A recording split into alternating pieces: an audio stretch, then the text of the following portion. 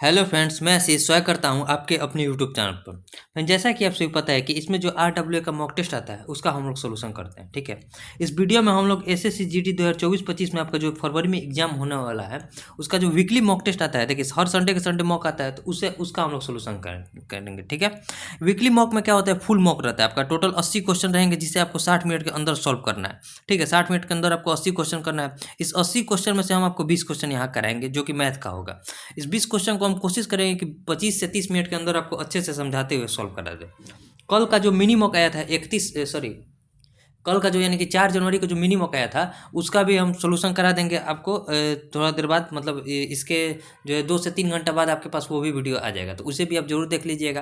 फिलहाल हम लोग वीकली मॉक को देखेंगे, और जो आपका पेड मॉक है उसके लिए देखिए इधर हम थोड़ा 1-2 दिन से बहुत ज़्यादा मतलब यहाँ घर पर थे ही नहीं, तो इसलिए थोड़ा दिक्कत हो पा रहा है, लेकिन अब हम फ्री हो चुके हैं। तो आपके पास मंडे से जो है पेड मॉक भी आने लगेगा, वो आपको कहना नहीं पड़ेगा। वो जितना भी क्वेश्चन है, जितना भी मॉक टेस्ट है, वो हम आपको पूरा सॉल्व करा ही देंगे। आपके एग्जाम से पहले तक पूरा सॉल्व करा देंगे, उसमें आपको कोई दिक्कत नहीं होगा। ठीक है, मंडे से मान के चलिए पर डे आपके पास 2 वीडियो आएगा जो कि पेड मॉक का ही होगा स्पेशली। ठीक है, तो उसे भी आप जरूर देख लीजिएगा। तो पेड मॉक में भी लगभग अब शायद 35 के आसपास मॉक हो गया, अभी हम देखे भी नहीं उसे क्योंकि बहुत दिनों से हम मॉक नहीं करा पा रहे हैं। तो 35 के आसपास हो गया, तो इसे भी हम कोशिश करेंगे कि देखिए 6 तक तो करा दिए हम, तो 7वां मॉक भी हम मंडे से स्टार्ट कर देंगे, और पर डे जो है 2 करा कर आपका एग्जाम से पहले पहले किसी भी तरह से सॉल्व करा देंगे। ठीक है, फिलहाल अभी हम लोग वीकली मॉक को देखेंगे, उसके बाद आपके पास मिनी मॉक का आएगा, और कल से जो है आपका पेड मॉक का भी सॉल्यूशन आने लगेगा। ठीक है, सभी में हम मैथ के क्वेश्चन कराते हैं। कोशिश करेंगे कि आपको एग्जाम से पहले पहले 1000 के आसपास क्वेश्चन करा दें, ताकि आपके लिए बहुत बढ़िया हो जाए, एग्जाम में आप आराम से अच्छा स्कोर कर पाए। ठीक है,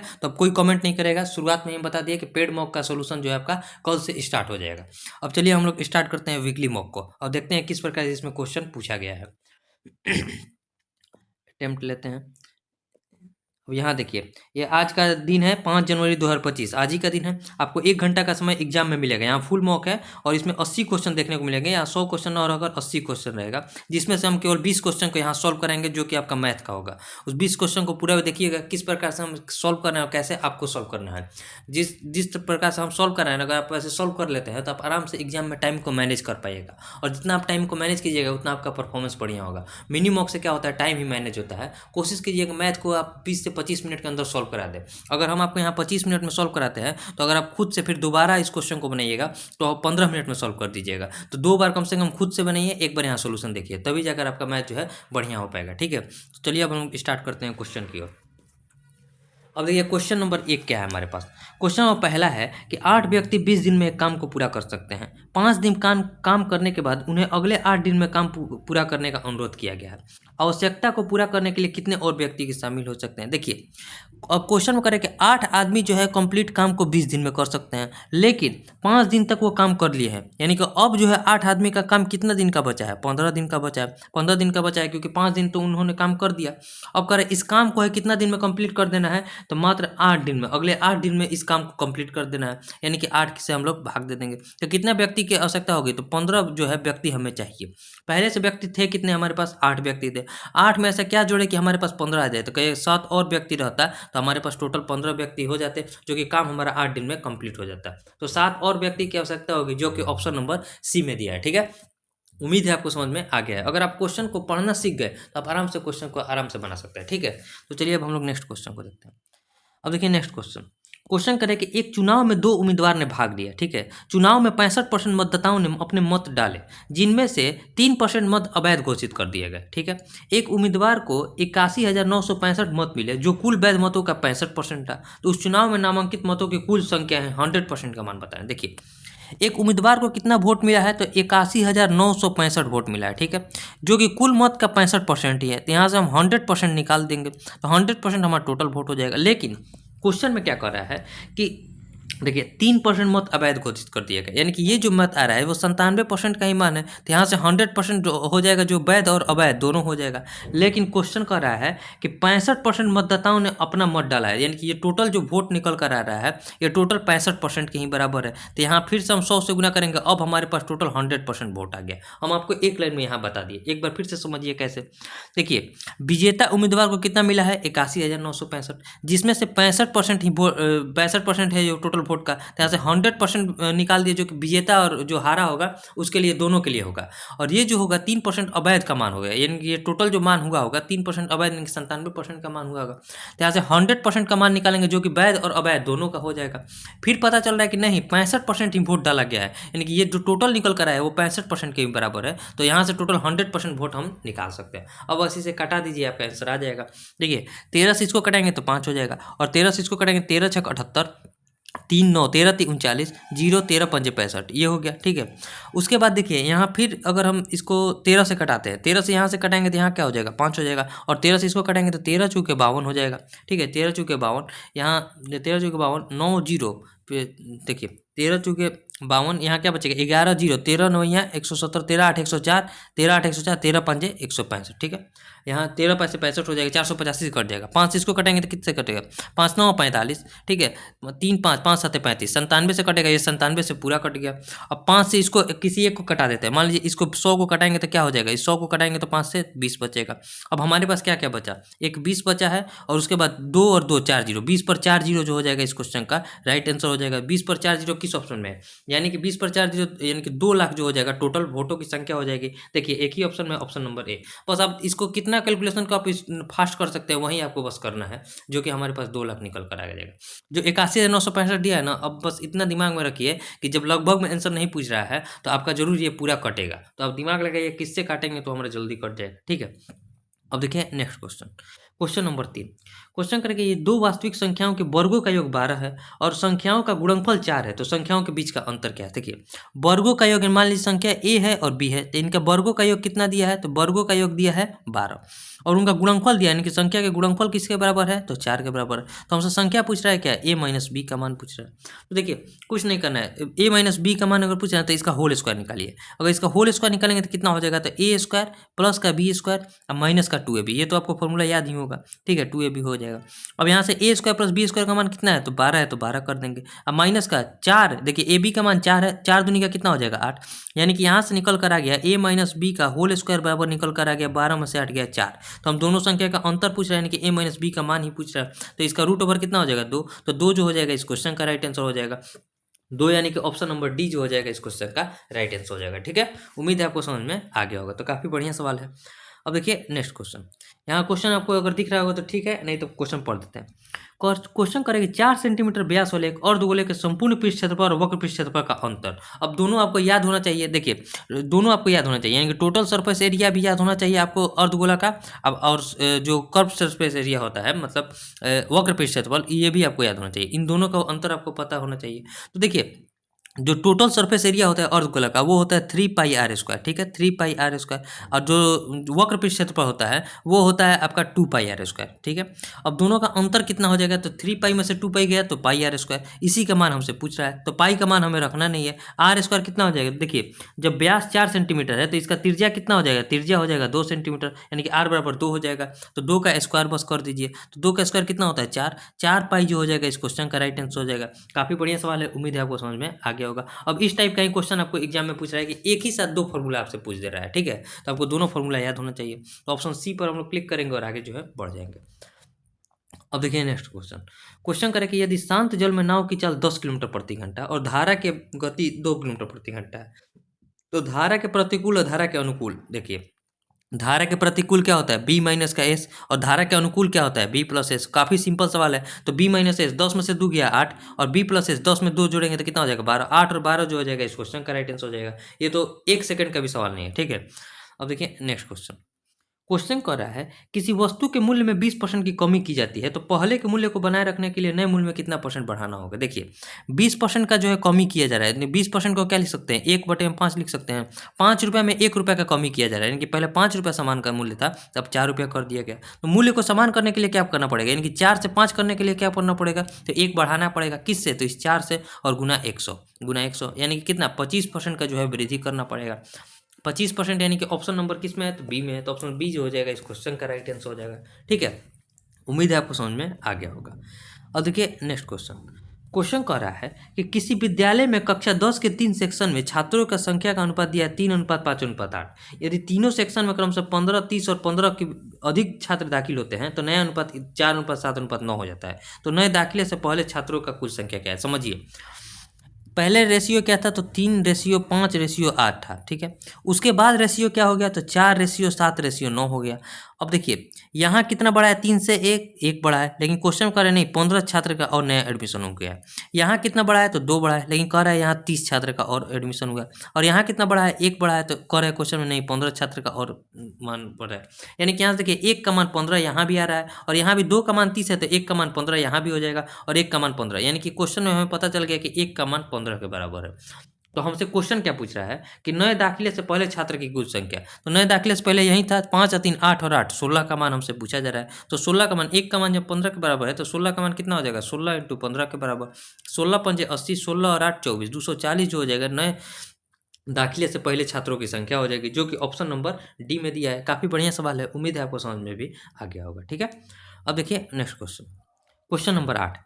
क्वेश्चन करें कि यदि लाभ 10% है तो क्रयमूल्य तथा विक्रयमूल्य का अनुपात क्या होगा। अब समझिए, लाभ 10% है तो क्रयमूल्य और विक्रयमूल्य का अनुपात, यानी कि अगर 100 रुपया क्रयमूल्य था तो उस पर 10 रुपया का लाभ हो रहा है, तो विक्रयमूल्य कितना होगा, 110 का। इसी का रेशियो बताना था, तो 10:11 जो हो जाएगा इस क्वेश्चन का राइट आंसर हो जाएगा। इस टाइप का भी क्वेश्चन आपको देखने को मिलेगा और आप आराम से इस टाइप के क्वेश्चन को बना दीजिएगा, ठीक है। अब देखिए next question, question number 9।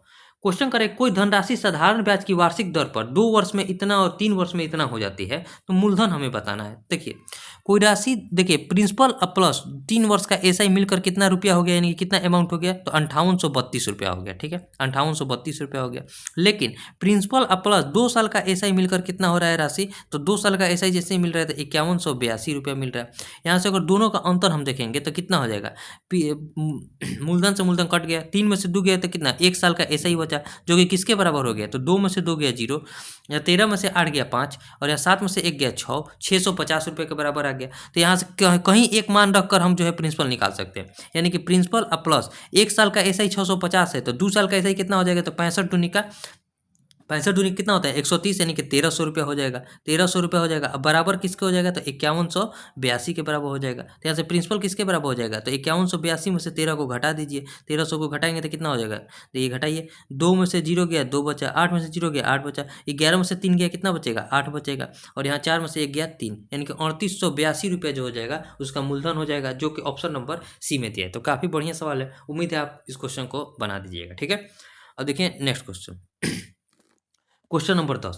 Question number 10 कह रहा है कि यदि ए बी से 28% कम है और सी ए और बी के योगफल से 25% कम है तो सी ए से कितना परसेंट अधिक है। अब समझिए, यहाँ ए है और बी है, ए बी से कह रहा है कि 28% कम है, यानी कि अगर बी 100 है तो ये इससे 28 कम, यानी कि कितना होगा, 72 होगा। और सी क्या है, इन दोनों के योगफल से 25% कम है, यानी कि दोनों का योगफल कितना हो जाएगा, 172 से 25% कम, यानी कि 75% होगा, 75% के बराबर होगा। यानी कि 25 से इसको कटेंगे तो 3, और 25 से इसको कटेंगे तो 4 हो जाएगा, 4 से इसको कटेंगे कितना हो जाएगा, 4 चौके 16, 4 तिये 12।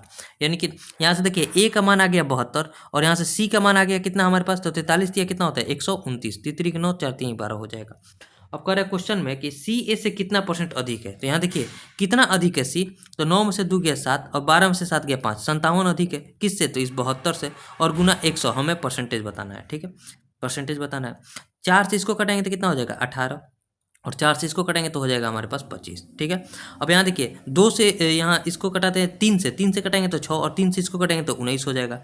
19 में 25 से गुना कीजिए, गुना करेंगे कितना हो जाएगा 19 पंजे 95, 19 दूनी का 38, 38 और 9 कितना हो जाएगा 19 पाँचे 95, 19 दूनी 38 और 9 38 और 9 47 हो जाएगा, यानी कि 475 बटे में 6 हो जाएगा। अब भाग दीजिए, 6 7 42, ठीक है, 6 7 42, 5 5 6 9 चौवन, यानी कि 79 दशमलव समथिंग आएगा। 79 देखिए एक ही ऑप्शन में है, तो 79.2 जो हो जाएगा इस क्वेश्चन का राइट आंसर हो जाएगा। जब आप इसे भाग दीजिएगा 79.2% के आसपास आंसर आएगा, ठीक है। उम्मीद है आपको समझ में आ गया होगा, मेथड आपका यही है, और उम्मीद है आप मेथड समझ गए तो आप आराम से कैलकुलेशन कर दीजिएगा। हम पूरा कैलकुलेशन करके भी दिखा देते हैं, ठीक है। अब देखिए next question, question number 11। Question number 11 में करेंगे दो संख्याओं के महत्तम समापवर्तक तथा लघुत्तम समापवर्तक का गुणनफल 216 है। यदि एक संख्या 12 है तो इन दोनों संख्याओं का अनुपात क्या होगा। देखिए दोनों संख्या यानी कि अगर हम देखें तो पहली संख्या गुने दूसरी संख्या बराबर किसके होता है, तो एलसीएम और एचसीएफ के गुणनफल के बराबर होता है। ठीक है, यहाँ पहली संख्या का मान दिया है कितना 12, दूसरी संख्या हमें निकालना है और दोनों का गुणनफल किसके बराबर दिया है 216 के बराबर। 12 से इसको कटाएंगे तो 12 एकम 12, 12 8 96 हो जाएगा। अब पहली संख्या यानी कि पहली संख्या और दूसरी संख्या का अनुपात हमसे पूछ रहा है। पहली संख्या है 12, दूसरी संख्या निकल गया 18, 12 और 18 का रेशियो कितना हो जाएगा 6 दूनी का 12, 6 3 18, 2:3 जो हो जाएगा इस क्वेश्चन का राइट आंसर हो जाएगा, जो कि ऑप्शन नंबर डी में दिया हुआ है। ठीक है, उम्मीद है आपको समझ में आ गया होगा। अब देखिए next question, question number 12। Question करें अजीत सुबह 9:30 बजे स्थान पी से स्थान क्यू के चलना शुरू करता है। ठीक है, और डेविड राज दोपहर 1:30 बजे स्थान क्यू से स्थान पी के लिए चलना शुरू करता है। उनके बीच की दूरी 416 किलोमीटर है। यदि अजीत सिंह की चाल 44 किलोमीटर प्रति घंटा है और डेविड राज की चाल 52 किलोमीटर प्रति घंटा है, तो वे एक दूसरे से कितने बजे मिलेंगे। अब समझिए समझिए, एक स्थान पी से एक स्थान क्यू की ओर जाना है। ठीक है, क्या कर रहा है अजीत जो है, अजीत सुबह में 9:30 बजे चल रहा है कि हाँ इधर से इधर चल रहा है, और जो आपका डेविड जो है, डेविड इधर से इधर चल रहा है। अब देखिए 1:30 बजे के आसपास, 9:30 बजे स्टार्ट हुआ है, 1:30 बजे के आसपास वो कहीं पहुंचा होगा। 9:30 से यहाँ 1:30 मान लीजिए यहाँ पहुंचा होगा, तो कितना घंटा चला, तो कहिएगा 4 घंटा चला। तो 44 की रफ्तार से 4 घंटा में कितना चलेगा, यानी कि इसका चाल कितना दिया हुआ है, इसका चाल दिया है 44, सॉरी इसका चाल दिया हुआ है हमारे पास 44 और इसका चाल दिया है हमारे पास 52। ठीक है, 52 दिया है, तो कितना चलेगा 4 चौके 16, 4 चौके 16 और 1 17, 176 चल गया होगा। यानी कि यहाँ से यहाँ तक 176 चल गया होगा। और टोटल डिस्टेंस हमारे पास है कितना है डिस्टेंस टोटल, तो 416 किलोमीटर है, 416 किलोमीटर है। अब देखिए इन दोनों के बीच में अब यह डिस्टेंस कितना बचा, तो 6 में से 6 गया 0, 11 में से 7 गया 4 और 3 में से 1 गया 2, 240 किलोमीटर बचा है। अब यहाँ भी आ गया है ए, अजीत सिंह यहाँ आ गया है और डेविड यहाँ। अब यहाँ से यहाँ की ओर चलेंगे तो देखिए अब दोनों के बीच के डिस्टेंस है 240 किलोमीटर और दोनों का डायरेक्शन अपोजिट है, तो चाल आपस में जुड़ जाएगा। एक का चाल है 44 का और एक का चाल है 52 का। तो यहाँ से कितना टाइम लगेगा, टाइम हमें पता चल जाएगा। तो देखिए कितना हो जाएगा, ऊपर में 240 हो जाएगा और नीचे में कितना हो जाएगा, 4 2 6 और 5 4 9 हो जाएगा। देखिए 24 से इसको कटाएंगे तो 4 और 24 से इसको कटाएंगे तो 10 हो जाएगा। 2 से इसको कटाएंगे तो 5 और 2 से इसको कटाएंगे तो कितना हो जाएगा, 2 हो जाएगा। 5/2 यानी कि 2.5 घंटा का जो है समय लगेगा, 2.5 घंटा। लेकिन हमें समय बताना है कितना, तो देखिए यहाँ वो पहुंचा है 1:30 में, तो 1:30 से 2.5 घंटा कितना हो जाएगा, 1:30 से अगर हम जोड़ेंगे 2:30 यानी कि 2 घंटा 30 मिनट अगर जोड़ेंगे तो टोटल शाम के 4 बज जाएगा। यानी 1 2 3 आधा आधा 1 4 बजे जो है वो आपस में मिलेंगे। 4 बजे यानी कि शाम 4 बजे, यानी कि ऑप्शन नंबर बी जो हो जाएगा इस क्वेश्चन का राइट आंसर हो जाएगा। यहाँ से जैसे ही हमें समय का पता चल गया 2.5 घंटा, उसमें 1:30 बजे में 2.5 को जोड़ देंगे, क्योंकि आखिरी समय वो 1:30 बजे के बाद ही दोनों एक दूसरे की ओर चलना शुरू कर रहे हैं। ठीक है, तो 1:30 में जैसे ही 2.5 जोड़ेंगे तो हमारा कितना निकल कर आ जाएगा, 4 निकल कर आ जाएगा, जो कि ऑप्शन नंबर बी में दिया है। ठीक है, उम्मीद है आपको समझ में आ गया होगा, बहुत बढ़िया क्वेश्चन है। ठीक है, अब देखिए next question, question number 13। Question number 13 में करें कुलदीप अपने ग्राहकों को एक सूटकेस के अंकित मूल्य पर 10% की छूट देता है और फिर भी 20% का लाभ कमाता है। 2500 रुपये के अंकित मूल्य वाले सूटकेस का वास्तविक मूल्य। अब इस टाइप के क्वेश्चन तो आप आराम से बना दीजिएगा। एमपी और सीपी के बीच एक रिलेशन होता है, हम आपको बार बार बता देते हैं क्या, 100 प्लस माइनस प्रॉफिट या loss percent, plus minus profit या लॉस परसेंट, और इसमें होता है 100 और माइनस का डिस्काउंट परसेंट। देखिए प्रॉफिट होगा तो प्लस का साइन लेंगे, लॉस होगा तो माइनस का साइन लेंगे। ठीक है, तो यहाँ देखिए प्रॉफिट हो रहा है कितना का, 20% का, तो 100 में 20 को जोड़ेंगे कितना हो जाएगा, 120, और डिस्काउंट कितना का दिए हैं तो 10% का, यानी कि 100 में से 10 को घटाएंगे तो कितना हो जाएगा, 90 हो जाएगा। 0 से 0 कटा देंगे, 3 से कटाएंगे तो 4 और 3 से इसको कटाएंगे तो 3 हो जाएगा। और अंकित मूल्य का मान दिया है कितना, 2500 दिया है। ठीक है, तो 4 का मान 2500 के बराबर है, यानी कि कितना गुना है, तो 4 6 का 24। ठीक है, 1 0 4 दूनी का 8 4 25, 625 गुना है, तो बस इसमें भी 625 से गुना कर देंगे, यही हमारा वास्तविक मूल्य हो जाएगा। 6 18 25 75, 1875 पर जो हो जाएगा उसका वास्तविक मूल्य निकल कर आ जाएगा, जो कि ऑप्शन नंबर बी में दिया है। ठीक है, उम्मीद है आपको समझ में आ गया होगा। इस फॉर्मूला को आप ध्यान में रखिएगा, इस पर आपका एक क्वेश्चन जरूर देखने को मिलेगा एग्जाम में। ठीक है, अब देखिए next question, question number 14। Question करेंगे यदि ब्याज वार्षिक रूप से संशोधित होता है तो 10,000 रुपये के मूलधन पर 12% की वार्षिक दर से 2 वर्ष में प्राप्त होने वाला मिश्रधन ज्ञात करना है। अब देखिए समझिए, 10,000 रुपया इसका मिश्रधन है, मूलधन है। 12% के हिसाब से हमें मूलधन बताने की 112% हो जाएगा और गुना 112, क्योंकि यहाँ डायरेक्ट अब मिश्रधन हम निकाल देंगे। यहाँ से देखिए हम चाहें तो 112 का आप स्क्वायर करके भी डायरेक्ट आपका आंसर आ जाएगा। ठीक है, वहीं से हम लोग निकाल कर देख लेते हैं, क्योंकि ये 4 0 से ये 4 0 चला जाएगा। अब 112 गुना 112 है, पहले इकाई अंक से देखते हैं, इकाई अंक से हमारा आंसर आ जाएगा तो आराम से आ जाएगा। तो देखिए 112 गुना 112 करेंगे तो 2 दूनी 4, यानी कि इकाई अंक के स्थान पर 4 हो जाएगा। एक ही के ऑप्शन में 4 है, यहाँ भी 4 नहीं है, यहाँ भी 4 नहीं है, यहाँ भी 4 है, एक ही ऑप्शन में 4 है। तो आप इसको गुना कीजिएगा तो 12,544 ही निकल कर आएगा, जो कि हमारा ऑप्शन नंबर बी में है। तो आप इसे गुना मत कीजिए। जब हमारे पास ऑप्शन में दिया है एक ही के ऑप्शन में इकाई अंक 4 है, तो वही हमारा राइट आंसर हो जाएगा। अब इसे गुना कर क्या करना है, ठीक है। अब देखिए नेक्स्ट क्वेश्चन, क्वेश्चन करें 15 में कि इस संख्या को 6 से विभाजित किया जाए तो के का सबसे बड़ा मान। संख्या को पहले लिख लेते हैं, क्या है, 3 है, 4 है, के है, ठीक है। उसके बाद 5 है, 6 है, के है। इसके 6 से विभाजित करना है। 6 से विभाजित का नियम कहता है कि अंक जो है 3 और 2 दोनों से कटना चाहिए। ये टोटल जो संख्या है 3 और 2 से।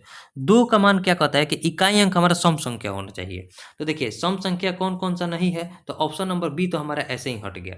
अब हम ऑप्शन के अकॉर्डिंग ही चलते हैं।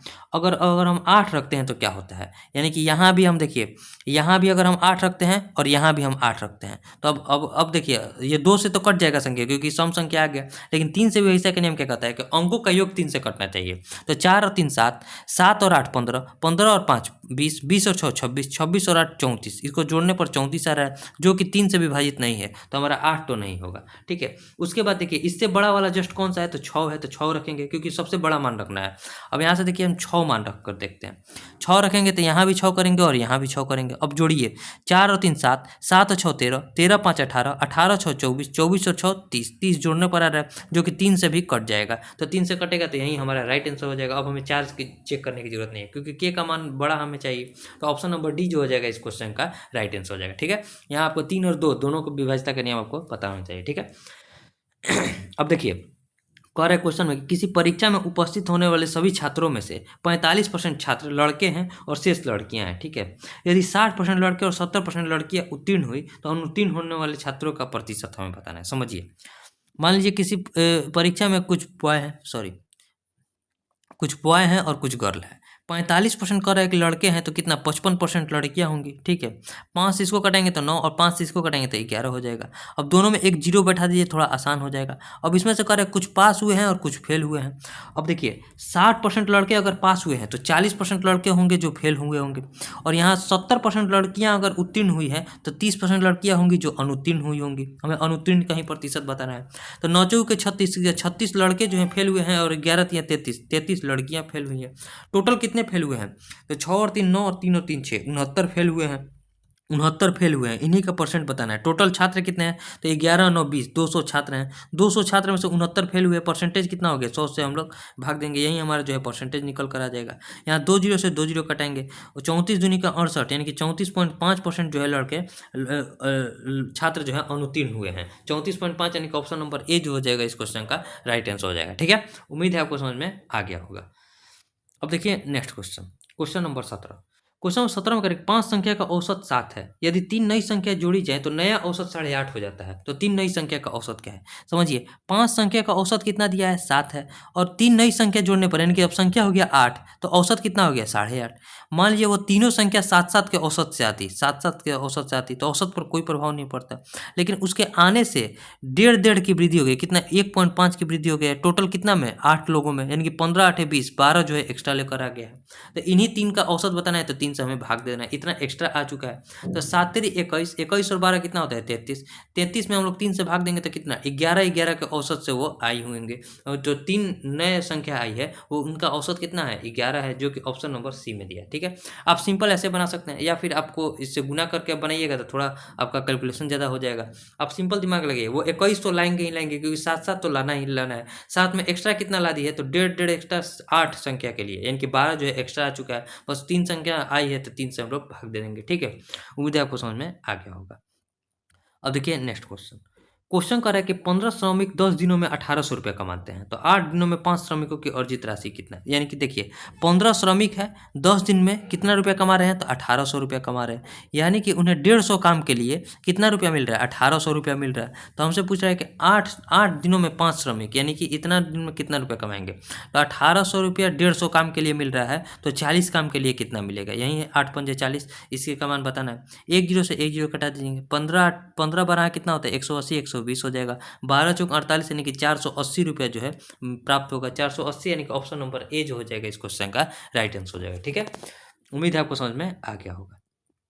अब देखिए सिंपल आपको इसे सॉल्व करना है, तो इसे सॉल्व कीजिए। पहले इस वाले पार्ट को सॉल्व करेंगे तो क्या करेंगे, 3 अब प्लस का 28 अब बट्टे में 35 हो जाएगा, भागा का मतलब बट्टे में 35 और गुना का 15 है तो गुना का 15 कर देंगे, प्लस का 4 हो जाएगा और माइनस का 4 तिया कितना होता है 12 होता है तो 12 कर देंगे। 7 से इसको घटाएंगे तो 5 और 7 से इसको घटाते हैं कितना हो जाएगा 4 हो जाएगा, 5 से इसको घटाएंगे तो कितना हो जाएगा 3 हो जाएगा।